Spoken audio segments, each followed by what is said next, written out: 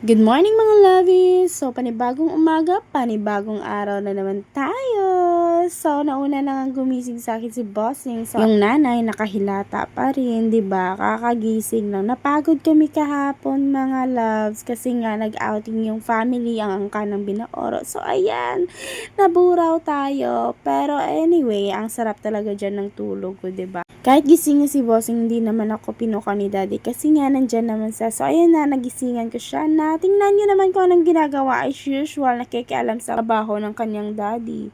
So, ayan na nga guys, ang bago na naman nating vendo, i-deliver naman. Yes, pag gumagawa kami ng vendo, pag gusto mong umorder, mag-order ka na, mag-PM ka lang dyan. Tingnan niyo naman yung anak namin, nandun na sa labas. So, inuna ko muna yung mga hinalay namin, yung pinagliguan namin kahapon. Umuwi na din dito si Tammy nga kasi na-miss niya yung amo niya, di ba? Pag nandito kami, nandito din yan sa bahay. Kaya naman, kung nasan yung amo, nandun din siya, di ba? So, balik nga tayo dito sa anak ko. So, nasa labas na siya, guys. Ang dami niyang ginagawa sa labas, kung ano-ano na mga ginagawa. Tinulungan ko na muna si Dad para matapos na to kasi nga ako, dami ko pang gagawin, 'di ba? Siya yung isa lang yung gagawin na. Tapos meron pa tayong toddler na tingnan mo naman, naglilinis na siya lang. Ang sipag-sipag talaga, ang aga-aga ng umaga at ang sipag-sipag ng anak namin, 'di ba?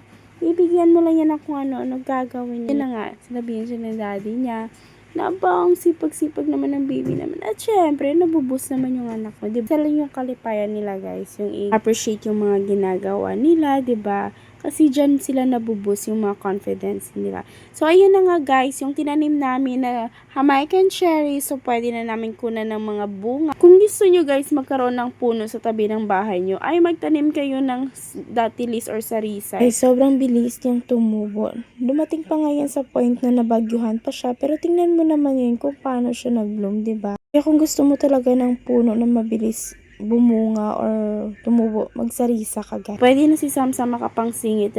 Favorite niya yung Jamaican cherry guys. At good thing kasi bulong na siya guys sa bito. Talaga sa favorite ni Samsam ang magsakay-sakay sa broom-broom ni daddy niya. Alam niyo, sobrang thankful ko talaga na ng 1-year-old si Samsam kasi nga guys, nalilesen yung mga ginagawa ko sa buhay-buhay. Yes ho, to be honest, hindi madaling maging nanay pero isang ngiti at yakap ng anak mo, masasabi mo talaga na sobrang worth it ng lahat. Sasabi ko, enjoyin mo lang, hindi sila forever bata. So yun lang, thank you for watching, be kind!